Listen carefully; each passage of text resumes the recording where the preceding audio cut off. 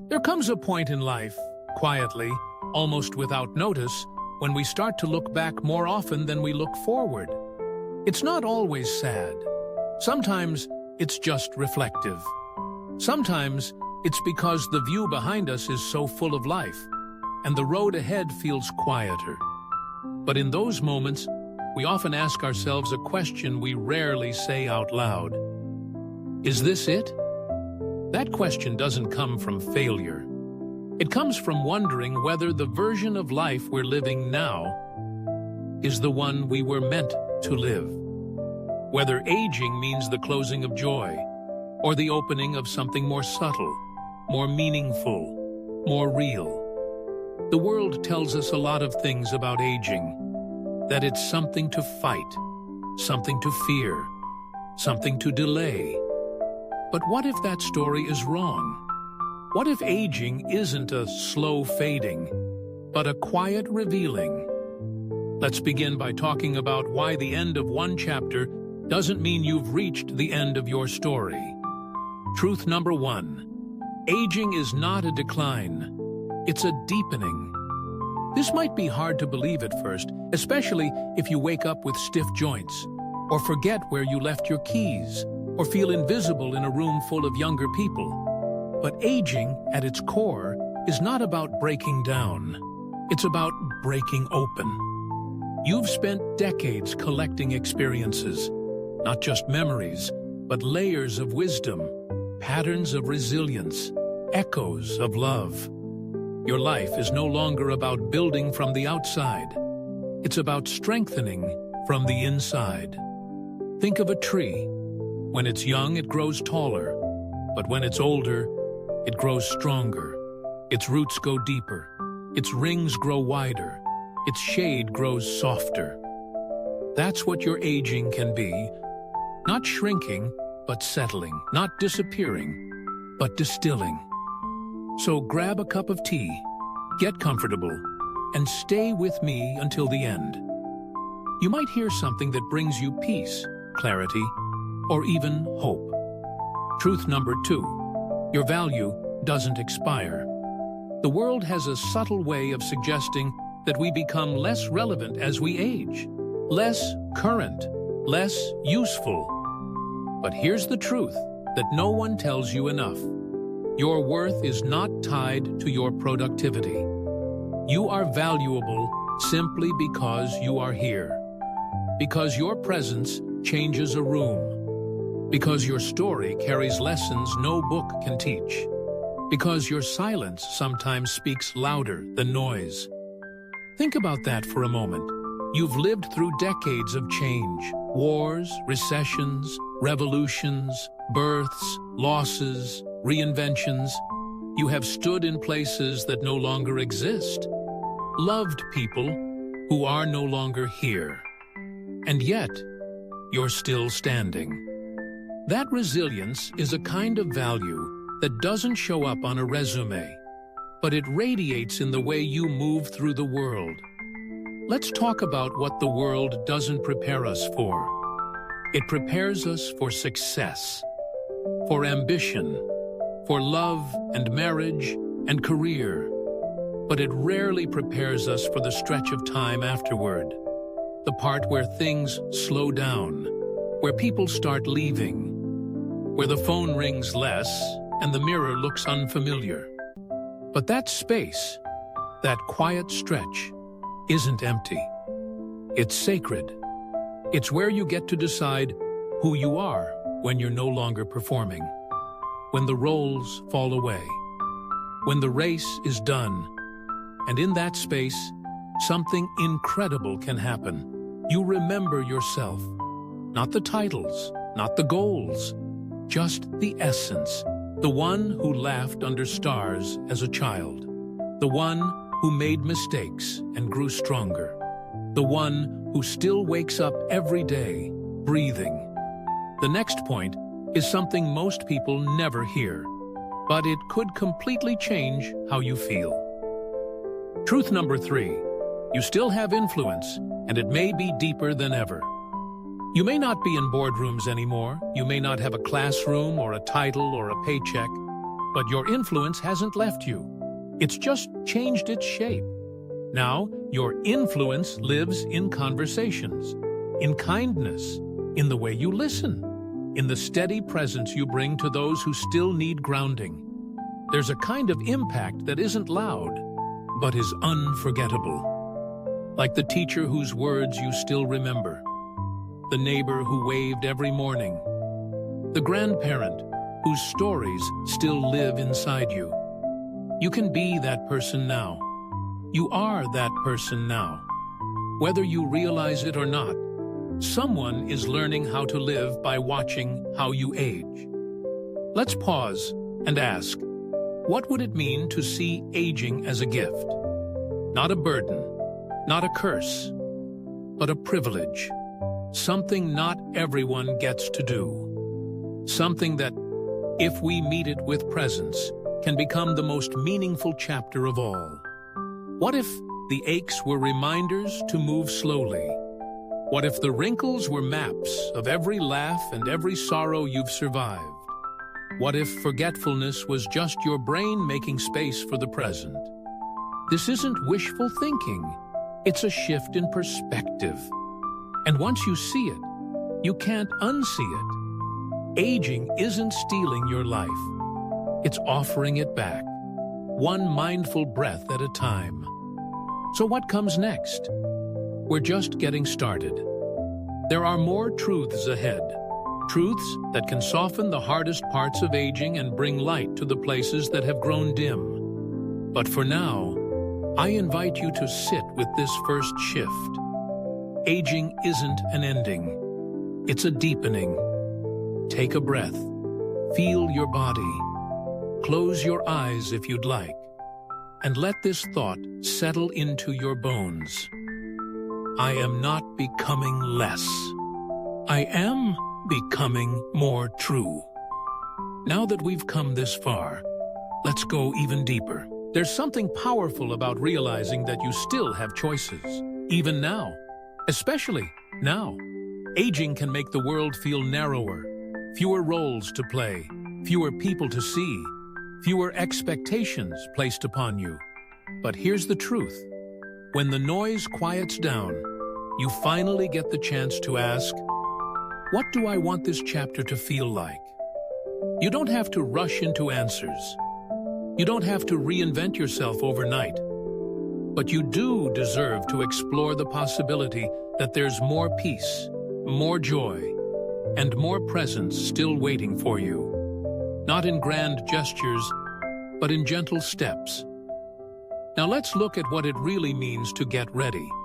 Not perfectly, but honestly. Truth number 4. It's not too late to start again, even with a softer pace. This world worships urgency. We're taught from an early age that faster is better, and that slowing down means falling behind. But aging invites you into a different rhythm, one that's more honest, more sustainable, and more humane. And here's the secret most people miss. This slower pace, it's not weakness, it's wisdom. Maybe you've always wanted to learn something new, a language, a song, a practice of stillness.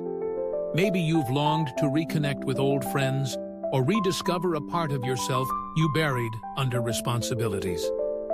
Now is the time, not because the clock is ticking, but because you finally have space. The possibility of beginning again doesn't belong to the young. It belongs to the willing. So what holds us back from stepping into this new space? Sometimes it's fear. Fear of embarrassment, of not getting it right, of not being who we used to be. Sometimes it's habit. We're so used to serving others, staying small, staying safe, that we forget how to show up for ourselves. And sometimes it's grief. Grief for the people we've lost, the chances we didn't take, the years that didn't turn out how we imagined. But what if grief could become a guide instead of a gatekeeper? What if fear could become fuel? What if the habits that no longer serve you could be gently replaced, not through force, but through awareness? That's what stepping into possibility is. It's not loud. It's not flashy. It's sitting down at the table of your life and saying, what if I stayed open just a little longer? Let me tell you about Martin. Martin is 72. After retiring, he didn't know what to do with himself. The routines were gone. The title, the urgency. At first, he watched a lot of television. Then, one afternoon, he passed by a community center offering free watercolor classes for seniors. He almost kept walking. He hadn't painted since middle school. But something told him to try. It wasn't about becoming an artist. It was about becoming curious again. Now, twice a week, he paints. He says he forgets his worries when he's mixing colors. He's made new friends. He's more patient with himself. He's not painting masterpieces, but he's painting joy. And it's changed the way he walks through his days. And most importantly, he gave himself permission to begin again. You don't need a master plan. You need a moment of yes. One breath, one walk, one class, one letter. That's all it takes to reopen a door you thought was closed. You don't need to know where it leads. You just need to believe there's still somewhere worth going. Maybe that means waking up and deciding to sit outside for your coffee instead of in front of the news. Maybe it means journaling your thoughts instead of bottling them. Maybe it means calling someone you haven't spoken to in years and just saying, I've been thinking about you. These small actions are not meaningless. They're movements. And movement, no matter how slow, is life. Truth number 5. You're allowed to change, even now. One of the most damaging myths about aging is the idea that people become set in their ways. That change is no longer possible, or worse, no longer necessary. But the truth is, you are always changing. Your cells, your thoughts, your longings, your understanding of yourself. And you are allowed to change your mind, your priorities, your story. You are not trapped in the person you were. You are not limited to the roles you once played. You can soften where you used to harden. You can open where you once closed. You can say, I want something different now, and mean it. This isn't selfish. It's sacred, because what you choose now becomes part of your legacy, not just in what you leave behind, but in how you live while you're still here. Let's talk about courage, not the kind that fights, but the kind that receives. It takes courage to admit you want something more. It takes courage to start again without the guarantee of success. And it takes courage to say, I may not have the energy I once had, but I still have something to give. I still have something to discover. I still have something to be. You don't need to prove anything. You just need to allow the possibility that aging isn't closing you off. It's cracking you open. That kind of courage is quiet, but it's mighty. So what if this next chapter isn't about trying harder, but opening wider? That's the invitation. Not to hustle, not to fix, but to notice, to soften, to allow, to wonder. What would it look like to give yourself more kindness, not less? More attention, not less? What if aging wasn't about withdrawal, but about blooming inward? This isn't the end of your story. It's a turning page. Let's keep going. What comes next might surprise you. There's a powerful moment that comes after inner reflection. After the questions, the memories, the long pauses. It's the moment you realize, I want to live this differently. Not out of regret, not because you need to fix anything, but because something in you has woken up, and it wants more than just getting through the day. It wants meaning. It wants connection. It wants to engage with life again, not from the edges, but from the center. This is what happens when truth meets action. It's quiet, intentional, and deeply human. Here's where things become real, because this is what it looks like to live the change, not just think about it. Let's begin with presence. It's the foundation of every new beginning. Presence is more than being physically somewhere. It's about being emotionally here. With your breath, with your thoughts, with your body, even if it aches, with your heart, even if it's bruised. Engaging with life starts by meeting each moment as if it matters. Because it does. When you wash your hands, feel the water. When you open the curtains, notice the light. When you speak to someone, really listen. These aren't small acts. They're sacred doorways into a life fully lived. Presence doesn't ask you to add anything to your life. It asks you to notice what's already there. Then comes connection, not to everyone, but to the ones who matter most. As we age, our circles often get smaller. Friends move. Loved ones pass. Energy runs lower. But small doesn't mean empty. In fact, some of the most meaningful connections in life happen in the quiet spaces. Maybe it's a neighbor you greet each morning. Maybe it's a friend you call once a week. Maybe it's a grandchild who listens a little more closely than you think. Your voice still matters. Your story still echoes. Your smile still softens the room. And sometimes, re-engaging with life means being the one who reaches out first. Not because you're supposed to, but because you're choosing to. Let me tell you about Rosa. Rosa is 78, widowed. Her kids are grown, her mobility is limited, and most days she eats lunch alone. But every morning, she writes one note, one handwritten note to someone she knows. Sometimes a friend, sometimes a nurse, sometimes a stranger at church.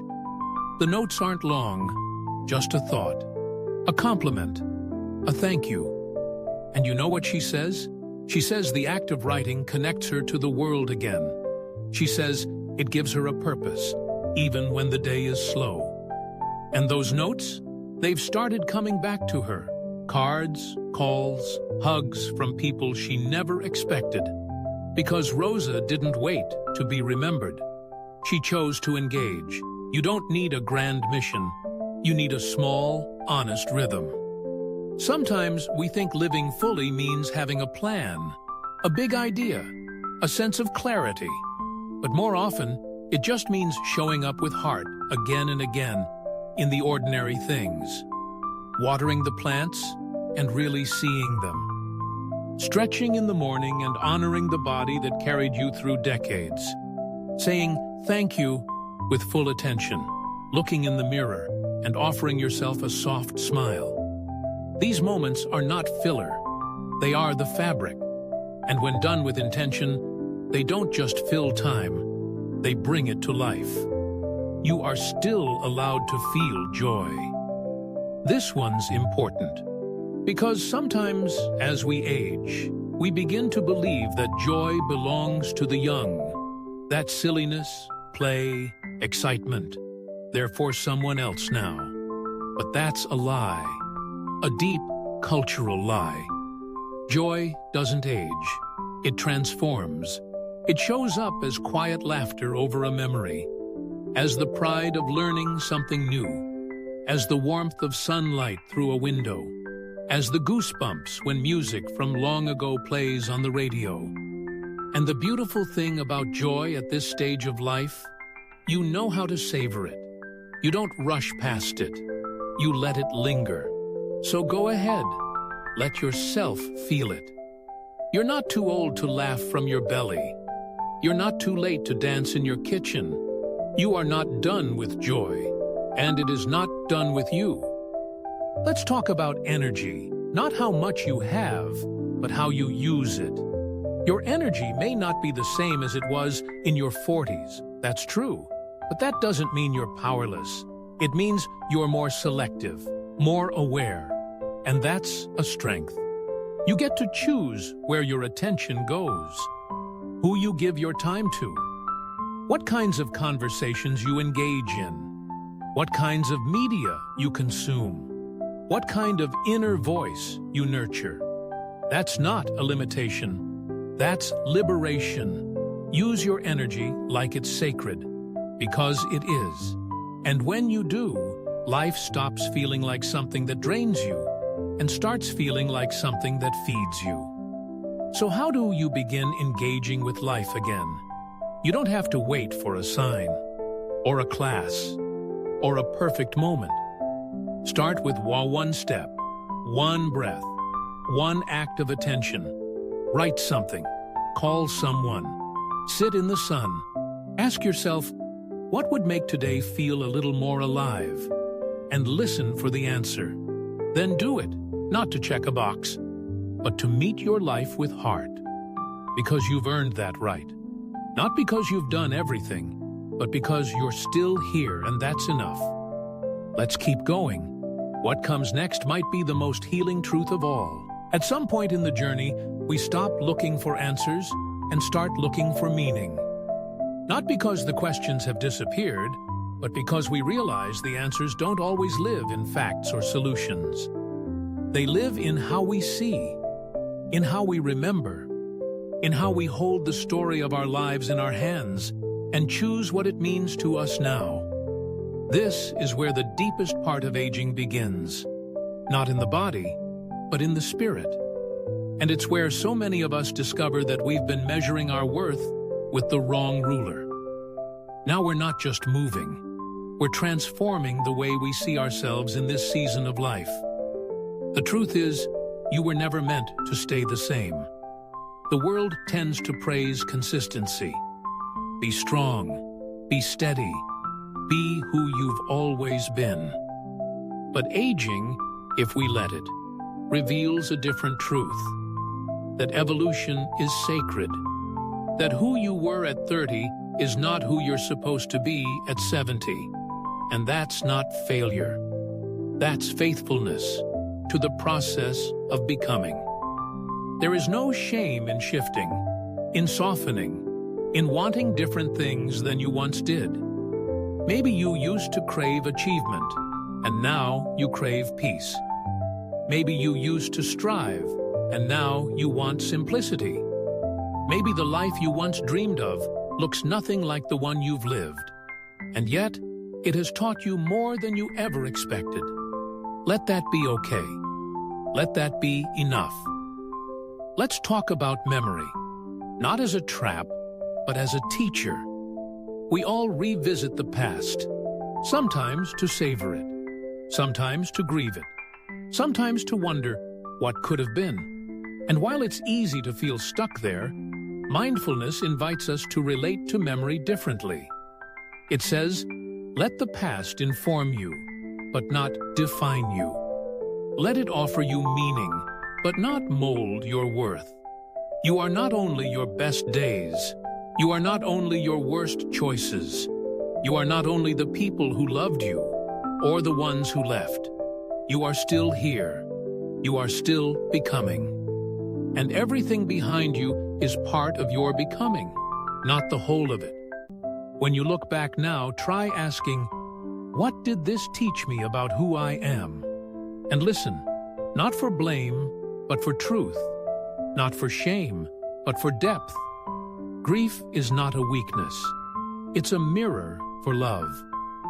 By now, you've likely lost someone, or many someones, who mattered to you. A spouse, a friend, a sibling, a parent, a child, sometimes parts of yourself. And the world might expect you to move on, to smile through it, to keep going as if nothing has changed. But you have changed. Grief doesn't mean you're broken. It means your heart has known connections so deep, it left an imprint. And that's something to honor, not hide. Mindfulness teaches us to sit with grief, not to be consumed by it, but to make room for it, to allow sorrow to exist beside joy, to cry and then laugh, to feel pain and then peace, to remember and still move forward, not away from the person you lost, but carrying their love with you, reshaped. You've come this far, but what's just ahead might stir something even more powerful. Aging reveals the difference between doing and becoming. For so long, we've been measured by what we do. The jobs we held, the roles we played, the goals we chased. But as we grow older, something shifts, and we begin to ask, who am I when I'm no longer producing, no longer proving, no longer needed in the same ways? And the answer is not empty. You are not your achievements. You are not your productivity. You are not what you offer others. You are who you are when you sit alone, in stillness, and feel your own presence. That presence, that quiet, steady hum of self, that is the real you. And she, or he, is more than enough. Purpose in this season looks different, but it runs deeper. Maybe you no longer lead meetings. Maybe no one calls you boss or mom or coach anymore. But your presence in this world still matters. Your purpose now may be to slow down and listen more deeply, to hold someone's hand without fixing their pain, to embody gentleness in a world that still prizes speed, to pass down wisdom not with instructions, but through stories, through silence, through presence. That kind of purpose won't always be recognized by others, but you'll feel it in your bones. It's the kind that steadies you when everything else is unsure. So what is this all adding up to? Not a resume, not a highlight reel, not even a legacy, at least not in the traditional sense. It's adding up to a life. Not a perfect one, but a real one. One that hurt and healed. One that failed and kept trying. One that loved deeply, even when it lost. One that didn't end when the roles faded, but began again, from the inside out. You are not just aging, you are arriving into a deeper understanding of who you've been and who you still are. So breathe, settle, let this truth hold you. I may be older, but I'm also clearer, and I'm still living this story. Now, let's move into the final truth, the one that affirms everything we've uncovered, and invites you to live the rest of your life with a softness, a strength, and a quiet kind of joy. So here we are, at the quiet bend in the road where all the truths we've uncovered begin to settle. Not as ideas, but as companions, gentle, strong, and lasting. You've heard these truths. You've felt them stir something in you. Maybe they've challenged old stories. Maybe they've made space for new ones. Either way, you've arrived at a place many never reach. The place where you don't just age, you awaken. You awaken to what still matters, to what no longer does, to who you are beneath the noise, the pressure, the roles. And you begin to see that the years ahead are not leftovers. They are sacred ground. Let this final part be a reminder. You are still worthy. You are still becoming. And you are not alone. You are still here. And that means something. You've made it through storms others couldn't see. You've held heartbreaks in silence. You've gotten up on mornings when nothing felt certain. You've adapted, let go, rebuilt. And now, even in a world that feels faster than your pace, even in a culture that overlooks your presence, you remain, with eyes that see differently, with a voice that carries depth, with hands that still know how to offer comfort. That matters. You matter. Not because of what you can do, but because of who you are and how you carry the years you've lived. This moment, right now, is not too late for joy. There's a myth we must put to rest, that joy belongs to the young, that it wears the face of energy, ambition, and romance. But joy wears many faces, and one of the most beautiful is the face of someone who has earned it. You can still laugh until your belly aches. You can still cry over beauty. You can still be moved by a song, a scent, a story. And maybe now, your joy is wiser, softer. It doesn't need permission. It shows up on a walk, in a memory, in the quiet satisfaction of a day well lived. You are allowed to feel that joy. You are allowed to open to it, to expect it, to welcome it home. You don't have to prove anything to anyone. Not anymore. The world is full of messages that say, do more, look younger, keep up.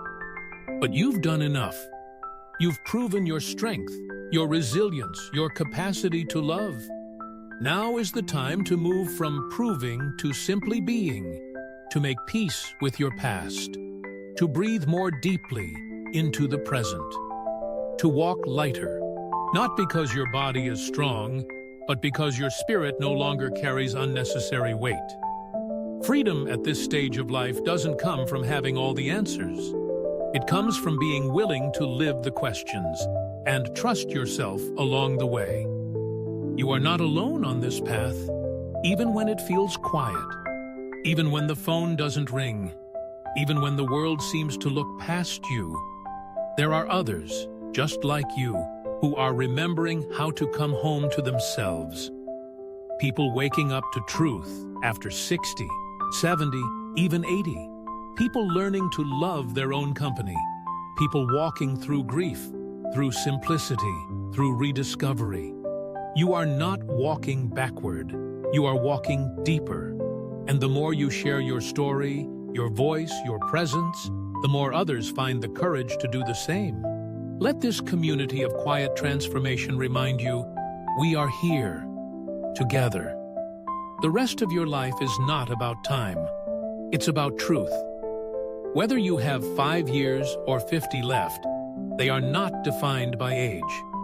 They are defined by how you choose to show up in them.